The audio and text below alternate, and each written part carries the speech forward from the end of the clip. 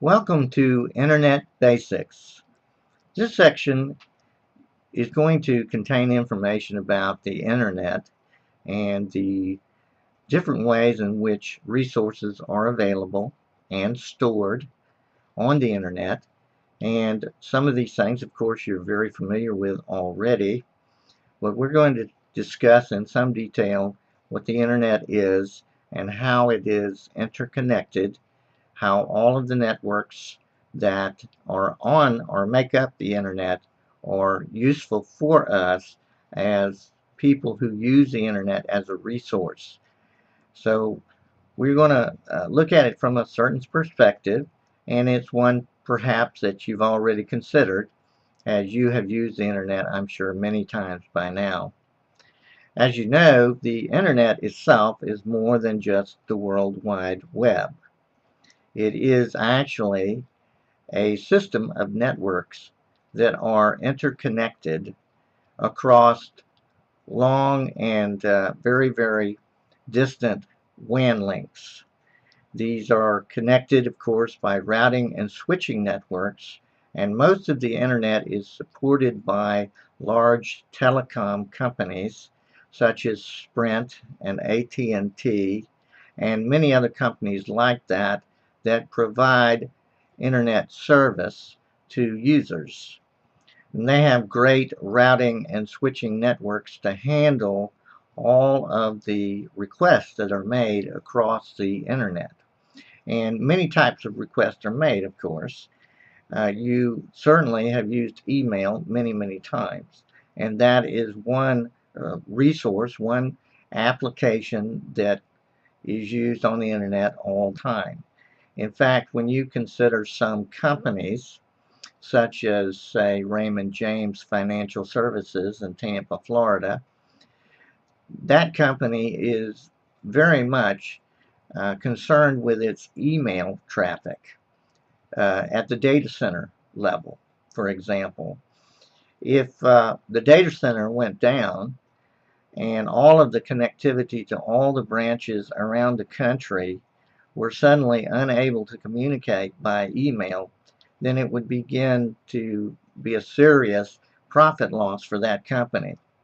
So it means a lot to them not just to just have data feed from the stock markets around the world, including the US, but also to have communication from branch offices to the central office in Tampa, Florida.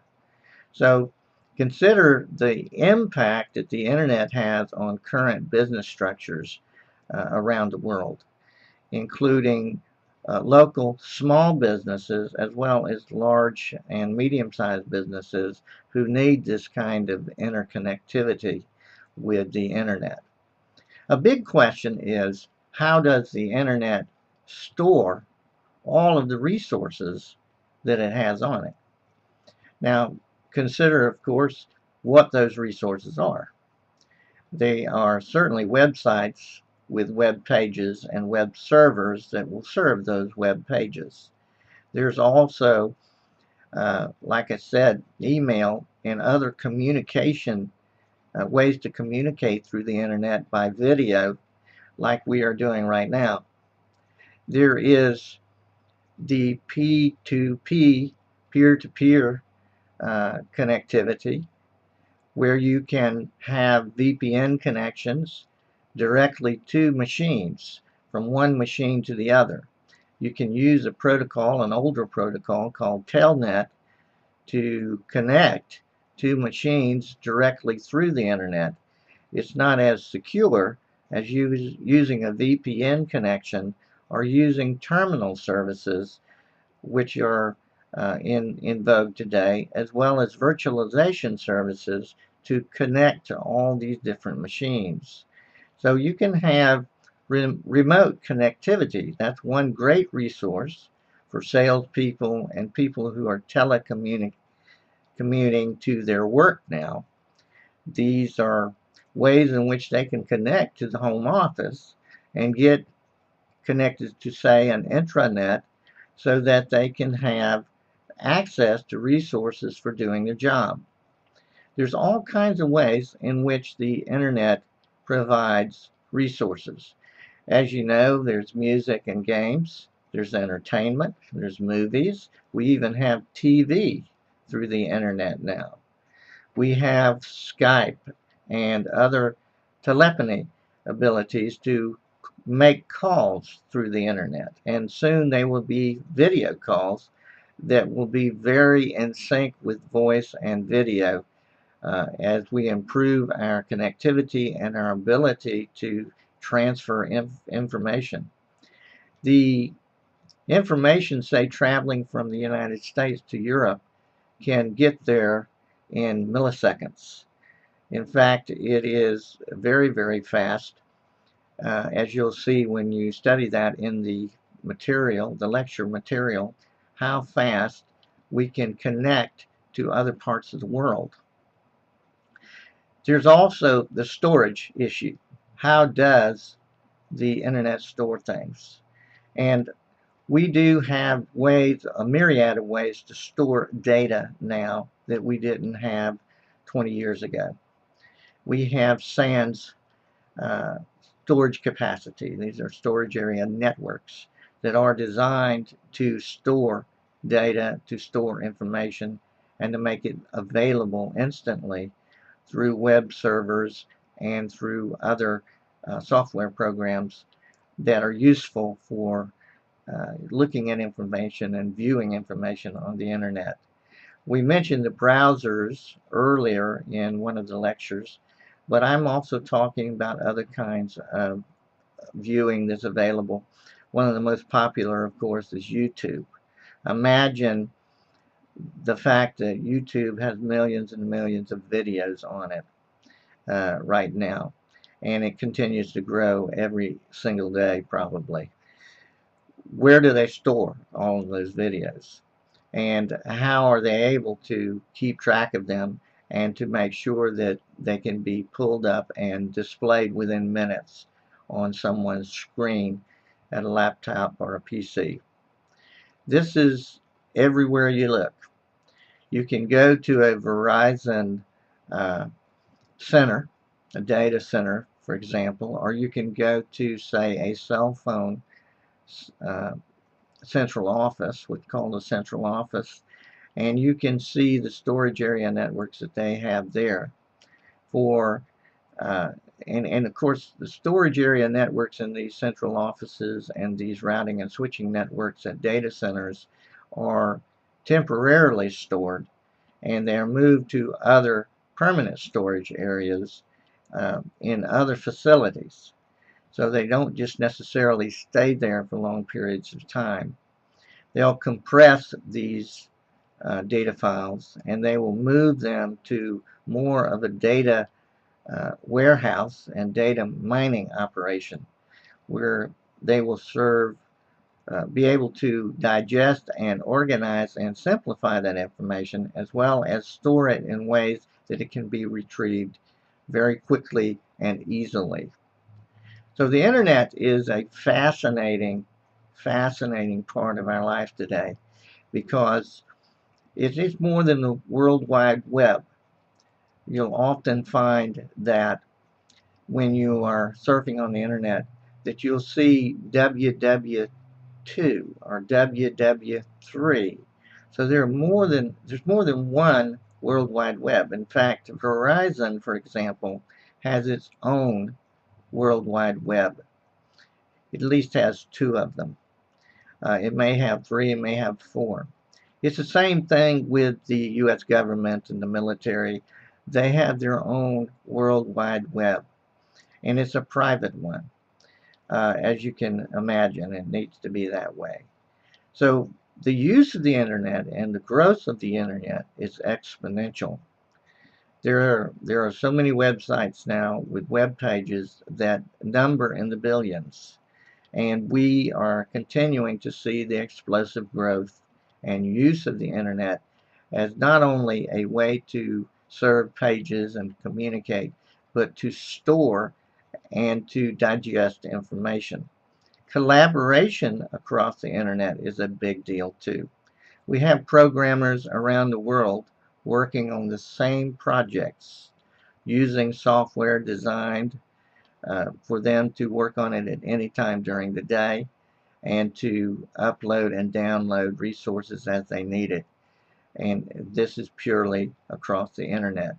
A fascinating thing to think that the people around the world with different cultures, different languages, but the same similar skill sets can work very hard to create programs and resources that we can use in our daily lives. So again, we need to realize just how powerful it is. You might want to do some research on your own. Go to the internet and try and find out about current specifications about the internet. Look at the Sprint network. Look at the AT&T's global network. Look at the different uh, businesses and how they use the internet. Uh, One good thing to look at is something called IP version 6 and its implementation. If you take a networking basics course, you will learn about the addressing needs that we have to all these machines and devices that are connected to the internet, which includes cell phones and smartphones and other mobile devices that we carry around with us now.